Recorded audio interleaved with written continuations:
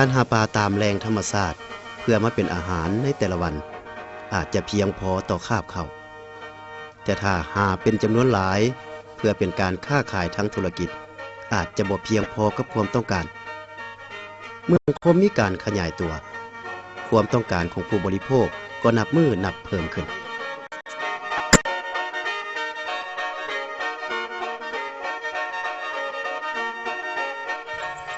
เมื่อปลาในธรรมชาติลดน้อยถอยลงการเลี้ยงปลาจึงได้เกิดขึ้นอย่างเป็นขบวนแต่ว่าความพยายามที่อยากจะเลี้ยงให้ใหญ่ไวเพื่อตอบสนองให้แก่สังคมได้จึงเฮ็ดให้เกิดความยุ่งยากพอสมควรการนำวัตถุดิบหรือว่าหัวอาหารปลาจากนอกประเทศที่เฮ็ดให้ต้นทุนการเลี้ยงปลาสูงและมีความเสี่ยงต่อการลงทุนของผู้เลี้ยงงัวทำอิฐนี่แล้วมันเลี้ยงปลาอยู่ที่พันโตโดยอิงใส่ลูกปลานี่เอามาแต่ลาวเฮาเนาะแล้วอาหารต้นต่อแล้วมันเอามาจากประเทศเพื่อนบ้านนำเข้ามาแต่ก่อนราคาอาจจะปกติแล้วผ่านการเลี้ยงมาก็เห็นว่ามีกำไรคิดว่าเป็นเปอร์เซ็นต์นี่ก็ประมาณ20% 55%เนาะวันนี้หลังจากนั้นมาแล้วตัวนี้ถือว่ามันได้รับผลหลายแล้วทุกคนในสังคมก็มีความต้องการรายรับเพื่อใช้จ่ายฮั่นก็เห็นว่าตัวนี้มันได้ผลดีแล้วก็มาพากันเลี้ยงหลายหลังจากนั้นมาอิงใส่ว่า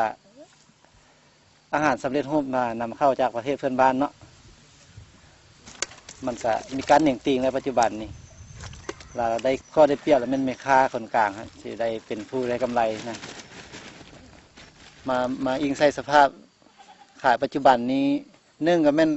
คนเลี้ยงหลายได้สองมาอาหารก็เพิ่มขึ้นได้มันราคามันอาจจะถึกลงพาเฮ็ดให้เฮานี่ผู้ประกอบการทางด้านตัวนี้มันมีกำไรน้อยถ้าเทียบเกษตรกรอาจจะอยู่ใน 5% 10% นี้ถ้าว่าอิงใส่ปลาธรรมชาติมานั่นแล้วกันมันสิผลกระทบต่อยอดการจำหน่ายของพวกเฮานี้เนาะเพื่อประหยัดต้นทุนและหลีกเลี่ยงการนำเข้าหัวอาหารปลาจึงได้นำเอาเทคนิคการผลิตแบบง่ายดายที่ผู้ประกอบการสามารถเฮ็ดเองได้จุดประสงค์หลักของการผลิตหัวอาหารเสริมเนาะ1มาให้ผู้ประกอบการทางด้านธุรกิจการเลี้ยงปลากระสังเนาะสามารถผลิตเองได้แล้วก็ประหยัดต้นทุนตัวที่2มาแล้วว่าจุดประสงค์ที่2ก็หมายความว่าอันลดผ่อนการนำเข้าหัวอาหารสำเร็จรูปจากต่างประเทศนะผู้ประกอบการที่มีทุนเพียงเล็กน้อยและมีความรู้ด้านหัวอาหารสัตว์น้ำได้เล็กน้อยก็สามารถผลิตไส้เองได้วัตถุดิบที่นำมาใช้ผลิตหัวอาหารป่าเนี่ยมีอยู่ทั่วเหลืองกับสาลีข้าวเปียนป่าป่นหำหัวอาหารหมูแบบที่ก็อยู่ตามตลาดนะขั้นตอนมันก็คือว่าเอาสาลีมาบดนี่แหละตัวบดสาลีบดทั่วเหลืองบดแล้วก็มาต้มใส่กับสาลีทั่วเหลืองกับข้าวเปียน3อย่างนี่ต้มให้มันเปื่อยเข้ากันแล้วก็ตักออกมาแล้วเราค่อยเอาประกอบใส่ก็คือว่าปลาป่นหำอ้อนหัวอาหารหมูนี่จำนวนนี้แหละมาประคุบเข้ากันแล้วเราก็เอาไส้โมตัวนี้ไปว่าเป็นตัวที่ผสมมันหัวอาหาร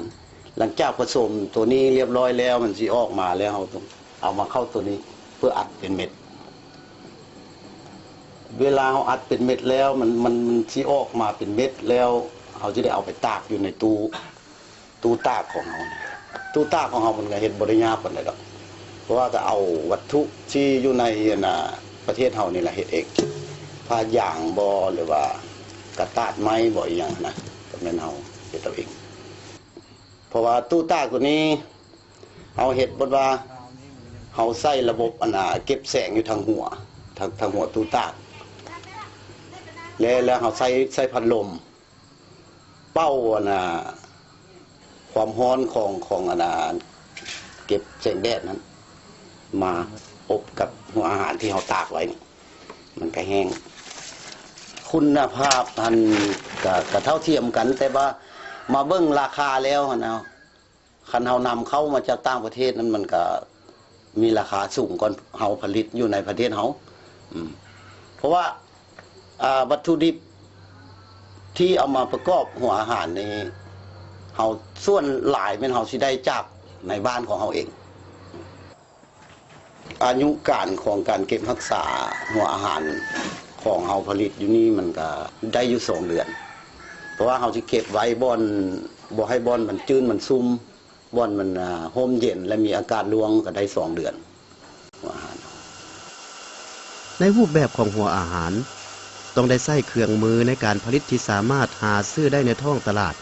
และทั้งราคาก็บ่แพงหลายเกินไปสิ่งสำคัญของการผลิตหัวอาหารป่า 1. สูตรอาหารที่ดีป่าต้องใหญ่ไวแข็งแรงมีภูมิต้านทานต่อเชื้อโรค 2. การบดแม่นเพื่อเฮ็ดให้ขนาดของวัตถุดิบน้อยลงและสามารถย่อยสลายได้ง่าย 3. การสั่งน้ำหนักของวัตถุดิบแม่นให้ได้ตามมาตรส่วนของสูตรอาหาร 4. การผสมแม่นเพื่อเฮ็ดให้คุณค่าทั้งอาหารสม่ำเสมอกันวัตถุดิบหลายชนิดก็จะเป็นเนื้อเดียวและสามารถผสมด้วยมือก็ได้ 5. การอัดเม็ดแม่นเฮ็ดให้คุณค่าอาหารสูญเสียน้อยในเวลาเกลือ 6. การเฮ็ดให้แห้งแม่นเพื่อลดความสุ่มและสามารถเก็บไว้ได้ดน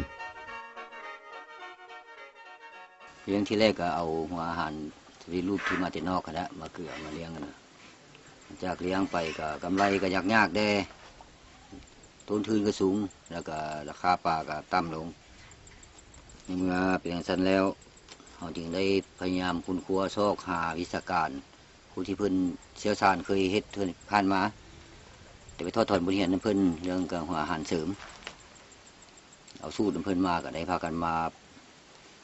ค้นคว้าผลิตขึ้นผลิตหัวอาหารเสริมนี้เกลือทดลองเบิ่งมาสมเทียบใส่สำเร็จรูปกระชังหนึ่งกับหัวอาหารเสริมกระชังหนึ่งมาเลี้ยงสมเทียบใส่กันนี่ผลลัพธ์กาบ่ได้แตกต่างกันเรื่องป่ากับการเติบโตก็บ่ได้ลื่นกันหลายซ้ำกันแต่มันมาแตกต่างกันเรื่องต้นทุนที่หัวอาหารสำเร็จรูปมาแต่นอกนี่มันตกกิโลนึงมัน6,000เลยเดี๋ยวนี้แล้วอาหารที่เราผลิตเองนี่มันก็ตกอยู่ใน3,000 ปลายถือว่าลดไปครึ่งนึงแต่ถึงน้ำหนักมันก็ตามแต่ต้นทุนเขามันต่ำเราจะได้ผลลัพธ์มันจะได้เพิ่มขึ้น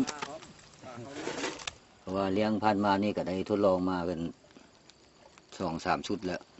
ก็ถือว่าได้รับผลดีการเรียนรู้จากประสบการณ์และการแสวงหาความรู้จากคนอื่นจึงเกิดแนวความคิดอยากพัฒนาเพื่อผลิตสูตรใหม่ๆให้ทันกับยุคสมัยเฮาอยากปรับปรุงสูตรเนาะในการเฮ็ดหัวอาหารนั้นคือปัจจุบันนี้เฮาเฮ็ดแบบจมเนาะหัวอาหารเสริมแต่ต่อหน้าไปเฮาจะใช้แบบฟูน้ำนะโดยที่เฮาจะปรับปรุงเรื่องสูตรของการเฮ็ดเด็กๆก็ยกคุณภาพขึ้นแล้วก็ที่สองมาเฮาอยากเฮ็ดแบบน้ำใสแบบเครื่องอัดเม็ดนะเข้ามาอัดเม็ดตื่มแบบตีเป็นเป่าแล้วก็เป็นให้มันสำเร็จรูปแล้วก็สามารถขายออกได้คือกันนะก็คือว่าอยากให้มันเคียงข้างกับอาหารสำเร็จรูปที่เขาจะเอาเฮ็ดมาแต่ต่างประเทศนะคือแผนต้นนาเขาก็มีในนั้นเลยหัวอาหารที่สามารถผลิตขึ้นเองได้ด้วยวัตถุดิบที่มีในท้องถิ่นโดยบ่ต้องพึ่งพาผู้อื่นหลายเกินไปจะเฮ็ดให้มีความเข้มแข็งทางด้านเศรษฐกิจและทั้งเป็นการสร้างความมั่นคงให้แก่เศรษฐกิจครอบครัวเพื่อก้าวไปสู่อุตสาหกรรมที่ส่งออกได้